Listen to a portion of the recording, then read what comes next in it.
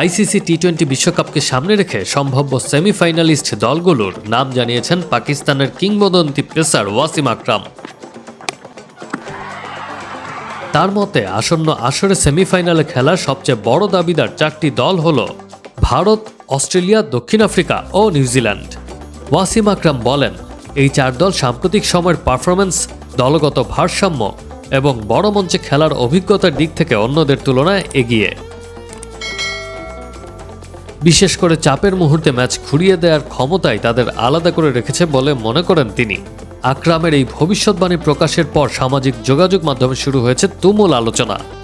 অনেক ক্রিকেট ভক্তই প্রশ্ন তুলেছেন, কেন ইংল্যান্ড, পাকিস্তান বা ওয়েস্ট ইন্ডিজের মতো শক্তিশালী দলগুলো তার তালিকায় জায়গা পেল না। তবে সাবেক এই তারকা মনে করেন, ধারাবাহিক ও বর্তমান ফর্মই বড় টুর্নামেন্টে সাফল্যের মূল চাবিকাঠি। 2026 সালের এই বৈশ্বিক টুর্নামেন্টটি যৌথভাবে আয়োজন করবে ভারত ও শ্রীলঙ্কা।